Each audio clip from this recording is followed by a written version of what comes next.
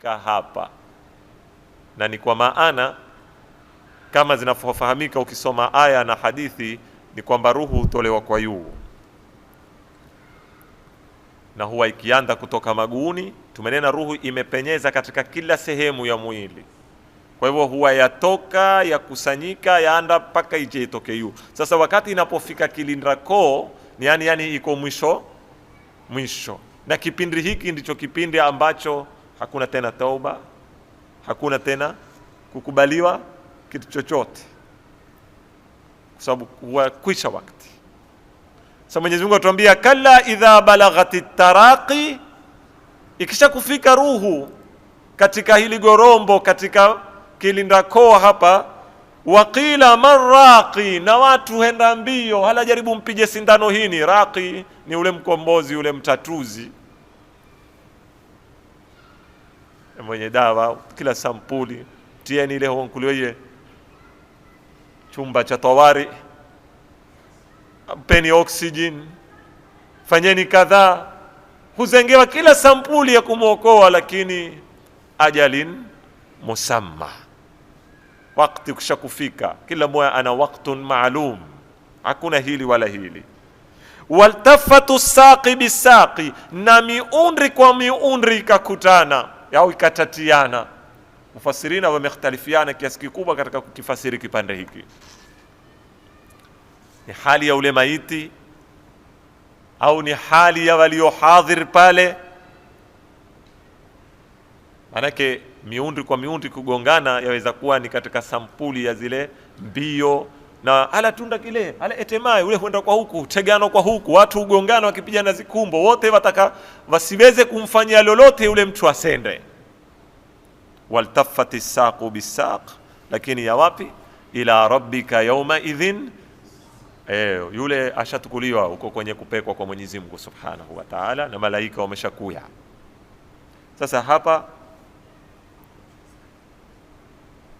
ni kumsaidia ule maiti, takuja kumwelezea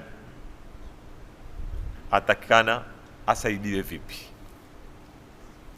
Katika aya nyingine Mwenyezi Mungu atuambia Muhammad, fakaifa idha tawaffathumul malaika yadhribuna wujuhahum wa adbarahum, uvuta kwata kwa lugha za kikwetu.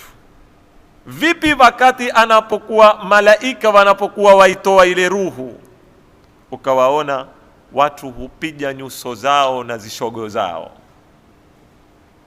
Sasa pia hapa iza kuwa hupiga nyuso zao na zishogo zao ni wale wanaofiwa wakahulia, wakipiga makofi ya uso, wakipiga makofi ya kitwa, au ni maana ya ule maiti anavovuta zile kwata za mauti na ule utungu unavompanda katika ule wasakaratul mauti.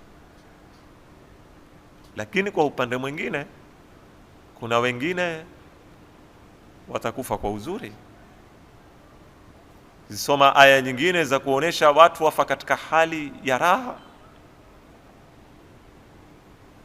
Hizi utaziona za tuonesha dharubu, lakini ukija ukiangalia katika suratul Fajr, Mwenyezi Mungu amkhutubu ule mja wake ampendao, amwambia ya ayyatuhan nafsul mutmainna irji'i.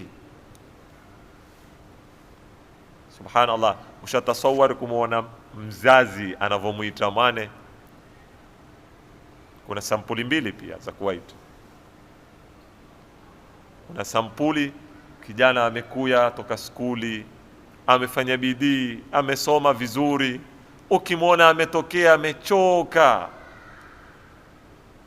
ukamwona mamake amwambia ndo babangu, ndo ule umtilia chakula, akimpapasa kitwa, hata kiafanye chochote, ngoja mimi nitakuwekea kisahani nini, sababu amefanya kazi mzuri. Shau mwangalie na mwingine kumwekea ripoti nyumbani kwamba una wiki kila akitoka hapiti, kumbe skuli. Ukaona ile akikabili mlangoni upokewa namna gani? Asalamu alaykum, namtaki salamu alaykum zako, ndo ukuangalia la ile namna anavokabiliwa. Kwa sababu nini? Hivi ndivyo wanavopokewa watu katika mauti. Kuna watu wakifa wale wakitokezea katika hadhara ya Mwenyezi Mungu Subhanahu wa Ta'ala, Mwenyezi Mungu awahutuba waambia, ya ayyatuhan nafsul mutmainna, nafsi umezotulia, irji'i, ndo ila rabbiki, siketi huko ulimwenguni ni dhiki tupu, ndo huku ndio kwenye raha. Irji'i ila rabbiki radiyatan mardhiya, ndo huku kia umeridhika na umeridhiwa. Fadkhuli fi ibadi wadkhuli jannati, kama ile aya lo wasomea yana wale alladhina qalu rabbuna Allah thumma istaqamu, wale walonena mola wetu ni Mwenyezi Mungu kisha wakawa na istiqama. Tatanazzalu alaihimul malaika, malaika wakiteremka kutoa ruhu zao, wakatoteremka, hawateremki kwa babaiko wala kwa kuwatisha wala kwa dharubu. Tatanazzalu alaihimul malaika alla takhafu wala tahzanu, kiwaambia usiwe na hofu, usibabaike, usiwe na huzuni. Sisi tumeitwa kukupa wewe bishara wendako nkuzuri, na pia tumeitwa kukupa wewe bishara uliyoyawata yatashughulikiwa, kama nilivyowaambia. Yani ile hamu ya mayatima, tuambiwa katika shida za kufa ni waone huaga watu wako, wakamwambia la nahnu awliyaukum fil hayati dunya, sisi tutatawalia mambo yenu katika maisha ya dunia. Alladhina tatawaffahumul malaikatu tayyibin, katika aya nyingine atuambia wale ambao malaika huwafisha na wao wakiwa watu wazuri, wale watakuwa waambiaje? Yaquluna salamun alaikum, malaika wao wakiwapisiana salamu kwa uzuri na kuzungumza nao, na huku wakiwatoa ruhu kwa umakinifu. Al-Imamu Zainul Abidin alayhi salam aliambiwa sif lana al-maut, ala tusifie na sisi mauti, huwaje mauti? Akawajibu akawaambia, al-mautu lilmu'min kanaz'i thiyabin wasikha qamila wa fakki quyudin wa aghlalin thaqila والاستبدال بأفخر الثياب وأطيبها روائح وأوطأ المراكب وآنس المنازل.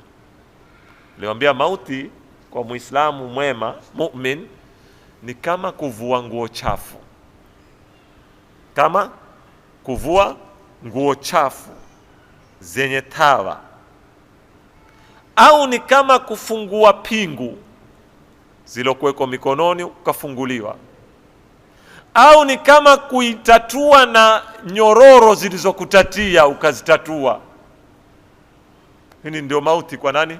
Kwa mu'min. Na kubadilisha kuvaa nguo mzuri zenye harufu mzuri na kupanda zipando zizuri na kuingia katika makao mazuri, haya ndio mauti kwa mu'min. Atoa nguo chafu, avaa nguo mzuri, afungua pingu za kumkera ruhu yake, aingia kwenye ulimwengu wa raha. Haya ni mauti kwa mu'min.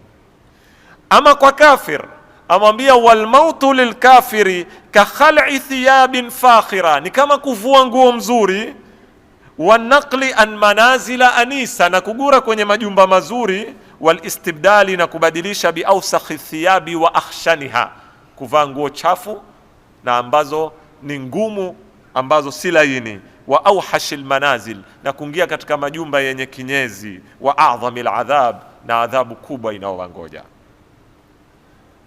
Imam Sadiq pia ambiwa sif lana almaut alayhi salam, asema lilmu'mini ka atyabi rihin yashumuhu, kwa Muislamu kifo ni kama kutukua harufu mzuri ukainuka kaiweka puani. Kisha Imam aendelea nena yashumuhu, kwa ile harufu mzuri, fayanas, kwa harufu zile zikuba, kinuka harufu mzuri mpaka ikakutia usindizi. Mama shabihisha kwamba yale mauti ya kia ni kama harufu mzuri, na utaiona kama walala uko usindizini, kumbe ndio ruhu yafanya nini? Yatoka katika hali ya raha sampuli hiyo. Lilmu'mini ka atyabi rihin yashumuhu, ni kama harufu mzuri anayoinuka, fayan'as litibihi, akapata usindizi, akasindia kwa uzuri ile. Wayanqati'u ta'ab wal alam anhu, na shida na utungu zote zikamuondokea.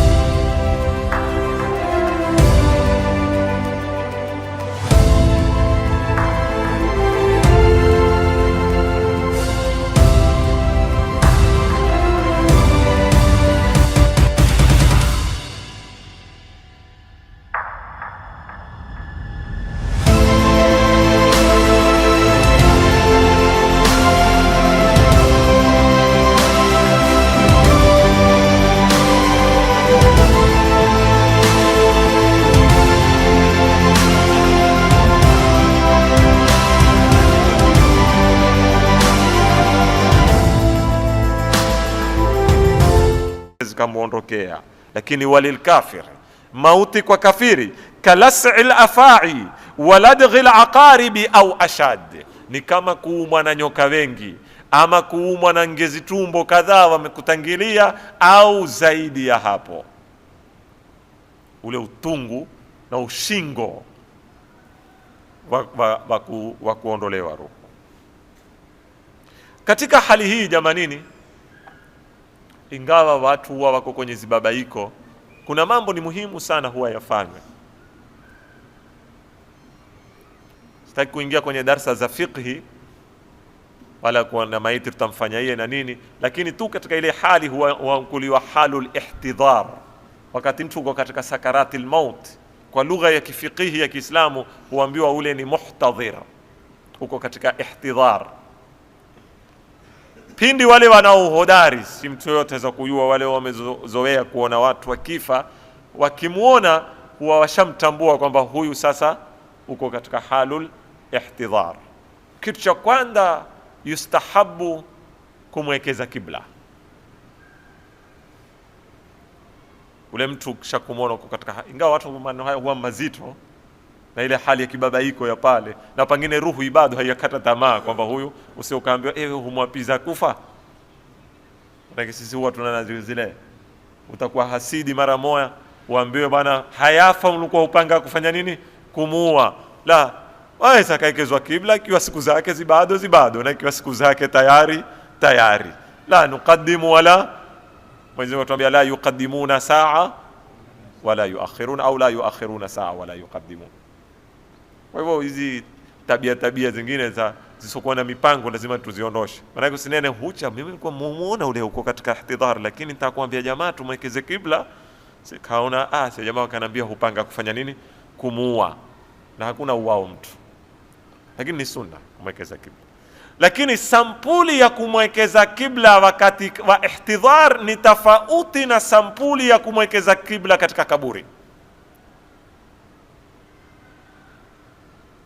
Tumeelewana vizuri sana. Maiti anavozikwa katika kaburi huwekezwa kibla, na anavokuwa katika hali ya ihtidhari ni sunna kumwekeza kibla, lakini ni kwa tofauti. Katika kaburi hulazwa kwa uwavu wake wa kulia, kitwa huku kwetu kikaekelea mashariki, maguu yakaekelea magharibi, kisha ye mzima akasimamishwa mwili wake ukaekelea wapi? Ukaekelea kibla hivi. Kitwa kiko huku, maguu yako huku ni matumbo, huku ni maungo, akawa amekabili kibla. Hili ni katika kaburi, na ndivyo inavyotakikana. Katika halul ihtidhar la hawekwi hivi.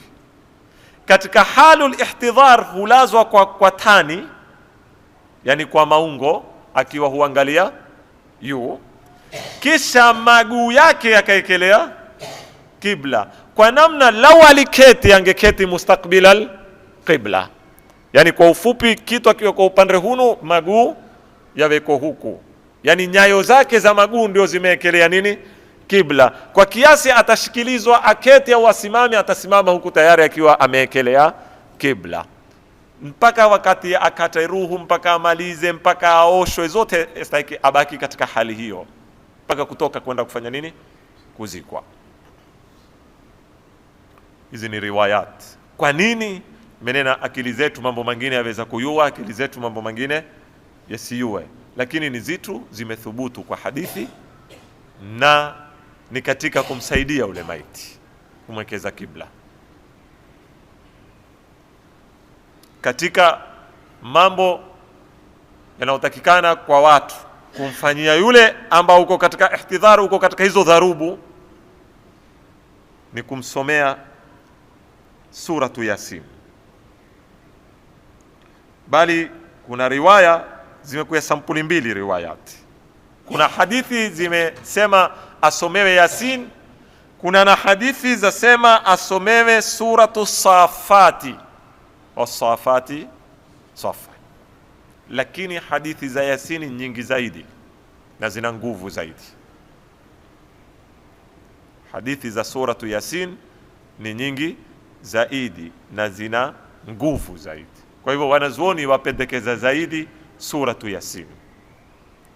Kwa hivyo yale mambo tuyaonao si mila, si mila zile, maana kuna siku nyingine si huanza kuongeza kwa mila, si mila, ni mambo yana misingi ya kisharia. Hata ukirudi katika vitabu za tafsiri, moja katika kukusahilishia sakaratul maut ni almuwadhaba ala qiraati surati Yasin, kushikilia kuisoma suratu Yasin mara kwa mara. Lakini tuwate watu, taban sitaingia sasa masala ya kumuosha, kumkafini, tumetoka kwenye nini, kwenye mada. Nilikuwa nataka kutaja tu zitu ambazo kwamba zaweza kumsaidia ule maiti nini, zile adhabu na ule utungu wa sakaratul maut. Lakini kabla hujafikiria kusaidiwa, ndugu yangu, au mimi na wewe hatujafikiria kusaidiwa, tujisaidie. Kuna mambo ambayo yametajwa katika hadithi, ima hupunguza ushingo wa sakaratul maut ama huzidisha kinyume chake. Nitajaribu kuyahisabu kama nitaweza kuyamaliza kwa siku ya leo. Kwanza, silatur rahim, kuunga uzao, ni katika mambo kwa mujibu wa hadithi yamsaidia sana ule mwenye tabia ya kuunga uzao wake adhabu ya sakaratil maut. Nini maana ya kuunga uzao? Kuunga uzao yani ni waslul qaraba.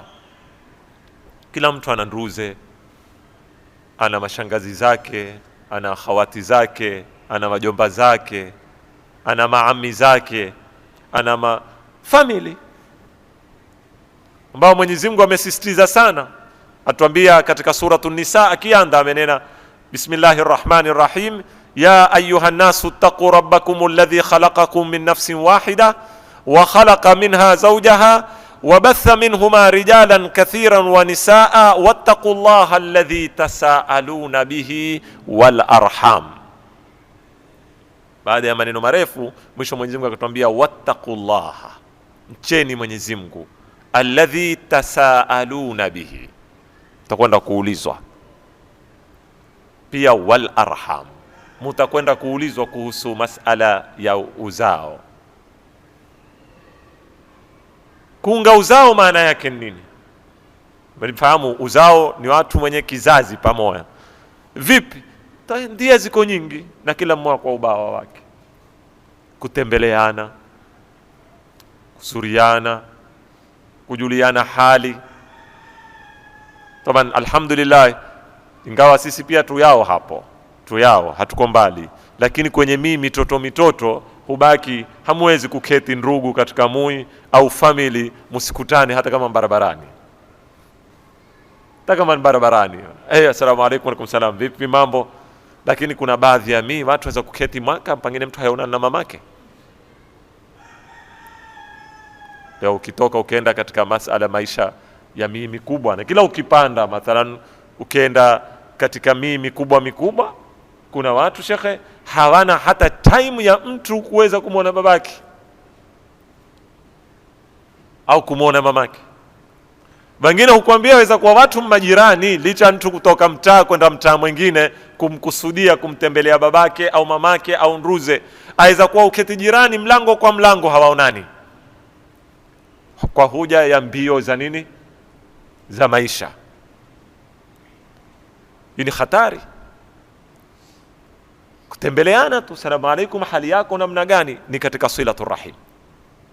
Hataki mambo makubwa mno mpaka uangate kitu mikononi ufanye nini, la, kumjulia hali nduyo ukhti yako, na mkubwa na mtoto akamfuata mkubwa, na wanaume wenye hatua pesi wakawafuata wanawake. Na baadhi zetu sisi wanaume tuna akhawati zetu wameolewa, wako majumbani, hata kama ni mtoto wako, lakini ule ashaingia kwenye wajibati, majukumu yake yako kwa mtu mwingine sasa hivi, mpaka apate idhini. Wewe guu lako ni pesi, pitia mjulie hali yako namna gani. Hizi zitu zina falsafa kubwa katika jamii. Sisi tunaweza kuwa tuzidharau, tuziona ni zitoto. Tobana sisi huyafanya wenyewe mambo mazito, kisha tukarudi tukayakimbia. Si wenyewe huyafanya nini mazito, kisha tukarudi tukayakimbia.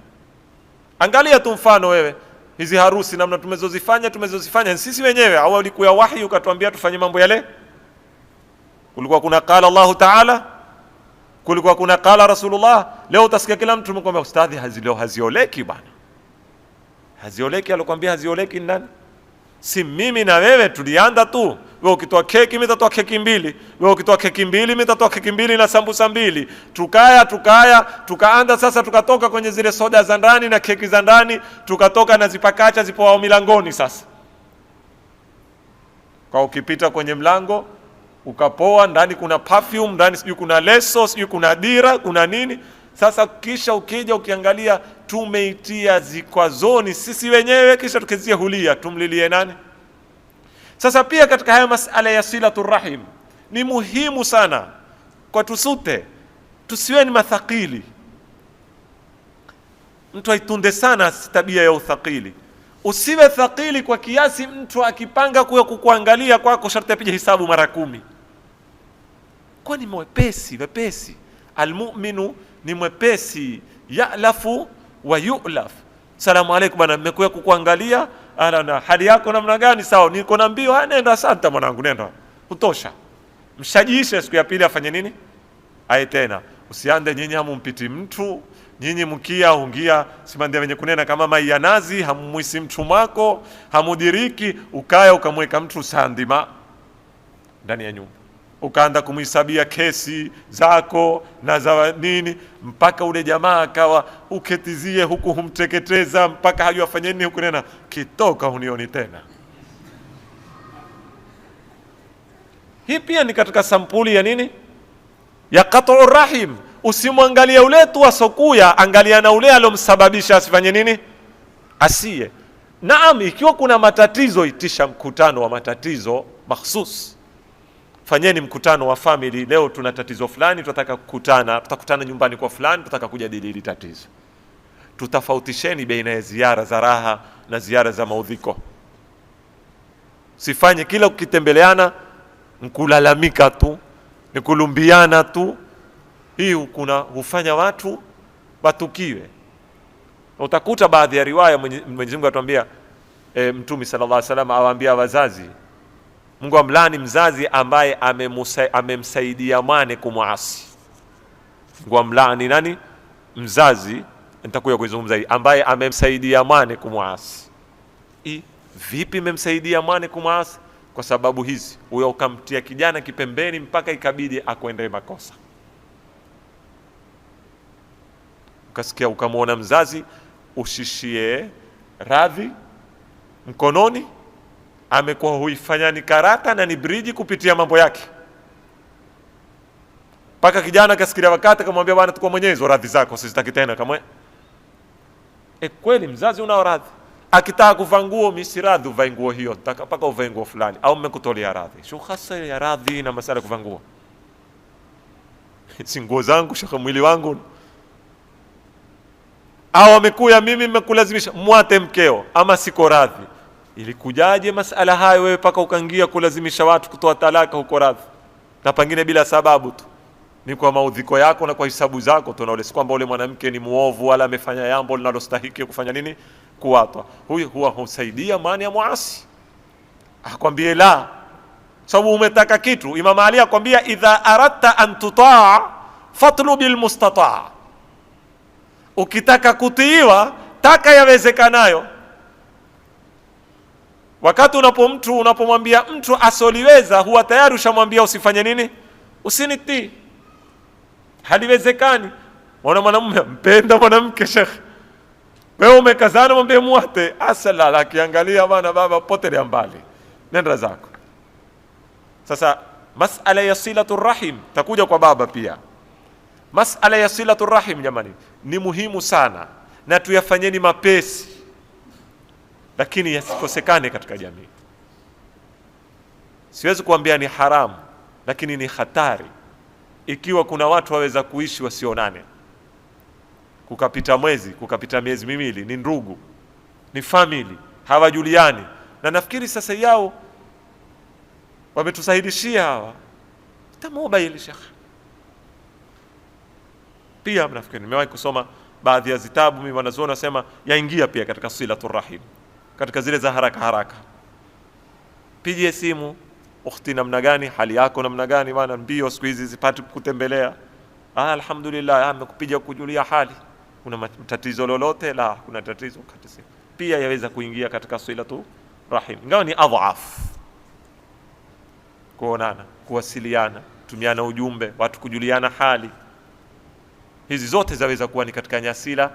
Kuongezea sasa masala ya kupeana, mmependa kuandana haya kwa sababu isijengwe tu ni kupeana. Maisha katika Uislamu hayajengwi kwenye mada tu peke yake, kuna zingi za kinafsi sisi tunaweza kuzitumia. Tabassumu ni sadaka. Ukikutana na ndugu yako kwa uso mutabasim ni kheri, teka nayo, muulize hali, una uwezo tupie. Na kitu hakiangaliwi ni ngapi, huangaliwa chatoka kwa nani. Kwenda wewe umeanza kazi, ni barobaro, una kazi haka sisi siku hizi, wewe una barobaro wingi wamefanya makazi hapa, taona mtu pengine kumnyoshia mkono mamake mpaka mwambie bwana hakuna kitu yao nyumbani ndio apige ni. Au mathalan una ukhti yako mkubwa pengine amekuyea kama mamako, kiangalia ile dori ulipokuwa kijana amekushughulikia amekunini, leo umepata kazi umenini, hata kama shilingi 1000, hata kama shilingi 2000, katoka kwenda kumwambia ukhti nimeanza kazi na nimepata mshahara, gawa ni kichache lakini hii ni 100 nimekupa, nimekuetea utabaruku, nitie na mimi dua Mwenyezi Mungu anibarikie pesa. Ule ukhti yako mkubwa akuombe Mungu kwa ile shilingi 100, hatoiangalia 100 yeye ataangalia kile kitendo ulichotenda na kukumbuka kwamba umemwangalia kama mamako. Kwani wangapi sisi tumeyewa na akhawati zetu wakubwa hata hatukuyewa na mamama, na pengine leo tuna akhawati waishi katika dhurufu saba,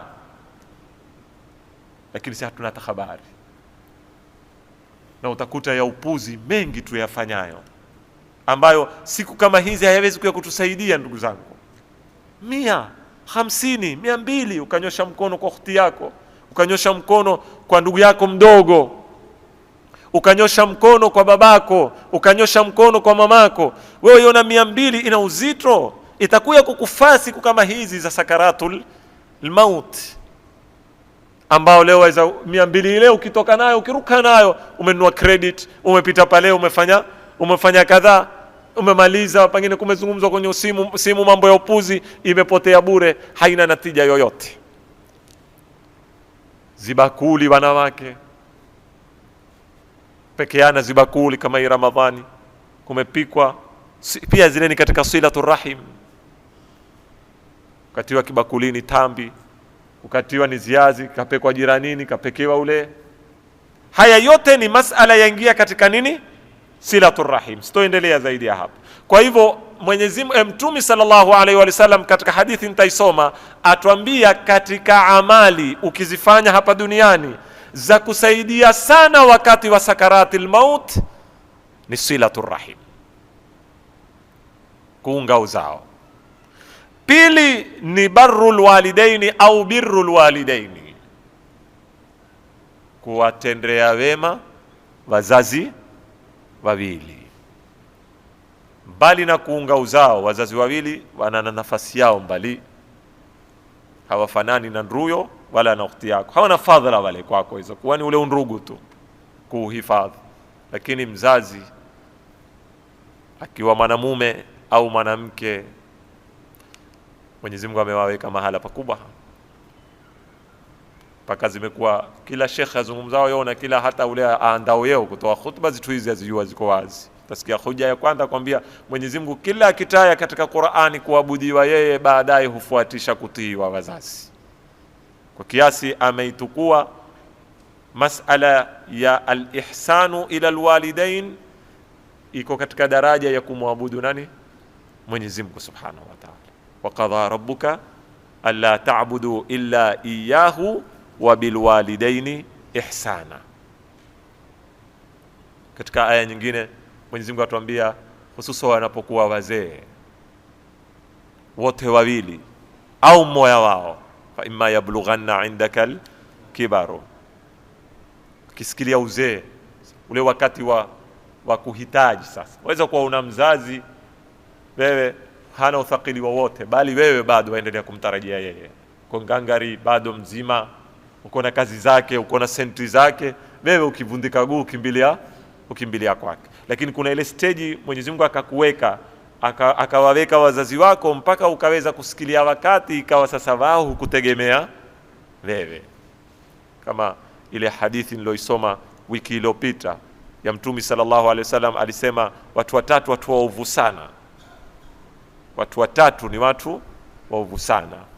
Akaulizwa nani? Akanena wa kwanza ni ule nilotajwa mimi, asiinue ulimi wake kuniswalia. Allahumma salli ala Muhammad.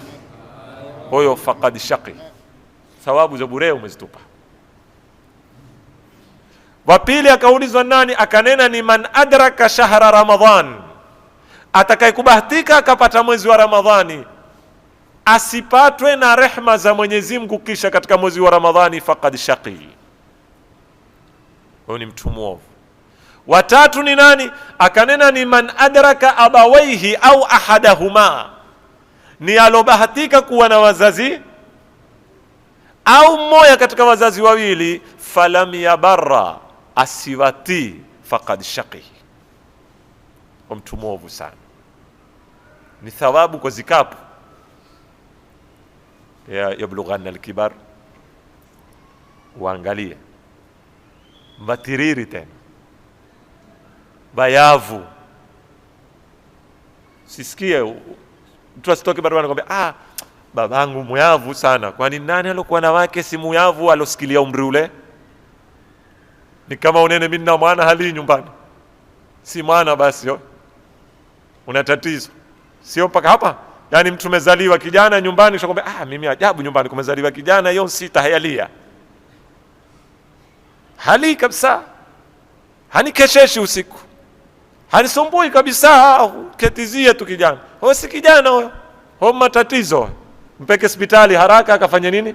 Akaangaliwe. Kwa hivyo utu uzima ukia, hata mimi na wewe tukisha, ukiwa Mungu ametujalia kuishi tukicross miaka 60, 70, 80, tutaanza kuwa mathaqili tena, batiriri, ndio kawaida. Sasa pale ndipo wakati wa kunini, wa kumuyea ule mzazi. Na amali ile ina mambo mengi sana ndugu zangu, mengi sana. Lao taka kuizungumza birrul walidaini ni mada peke yake. Kwanza sitaki kwenda kwenye sakaratul maut, katika thawabu na katika madhambi ambayo Mwenyezi Mungu huwa na haraka sana, hangoji hata kiyama, ni masala ya wazazi. Huanza hapa duniani. Ziko baadhi ya riwayat Mwenyezi Mungu hasubiri mpaka kufiwe kufufuliwe. Ikiwa uliwatii wazazi, mambo yake mazuri utayaanda ulimwenguni kuyala matunda, na ikiwa ulikwenda kinyume hayachelewi, ni hapo kwa hapo. Mengi sana yaweza kutokea, sitaki kuingia kuzihesabu athari kama hizi, lakini moja ni hapa katika sakaratul maut. Makumbuka ile hadithi ya ule sahaba alokuwa huko katika sakaratul maut, sura tamshwa au shahada hawezi kutamka, mpaka akaenda akamkuliwa mtumi sallallahu alaihi wasallam. Akia tu mtume akimwangalia hali yake akanena huyu ana wazazi, akaambiwa la, babake hako. Una mamake? Akanena la, mamake uko hai. Uko wapi? Hako hapa. Akasema aitishwe haraka. Akaenda akaitishwa yule mamake, akamwambia amekuudhi huyo? Yule mama akamwambia yeye ameniudhi. Akamwambia msamehe, wa ila hatoboi huyo hapa. Mama akamwambia la, simsamehe, ameniudhi sana. Mtume sallallahu alaihi wasallam akamwambia vizuri, akamwambia masahaba nikusanyani kuni haraka. Zikakusanywa kuni, washani moto, kawashwa moto, mtieni.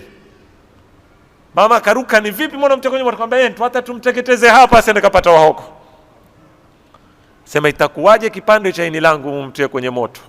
Akamwambia basi msamehe. Yani Mtume sallallahu alaihi wasallam sio kwa alikuwa anataka kumtia motoni, Mtume aijua kile kite cha mama, ilikuwa ataka kuzivuta zile radhi za ule mama. Akawa sasa humtia motoni ukali uhai, hayafa, achomwe ateketezwe.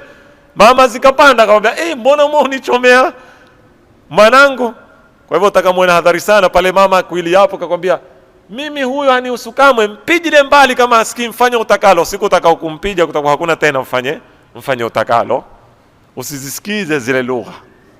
Akimsimamia mwane akaiona damu humtiririka, akimsimamia utasikia mzazi kuili akwambia bwana huyu mchape kisawa sawa, pengine mwalimu, nyama kula wewe, mimi netea nini? Netea mifupa.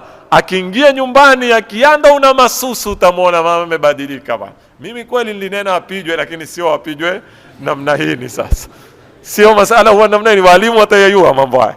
Sasa masala mama ana kile kite, angalia kumuudhi mama, ajaribu kutamshwa shahada katika kufa, ulimi umekazana, hauinuki.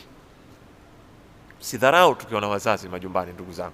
Msikize Mtume asemaje, anena man ahabba, apendaye, simlazimishi, apendaye haya nitakao kuyanena ana uhuru.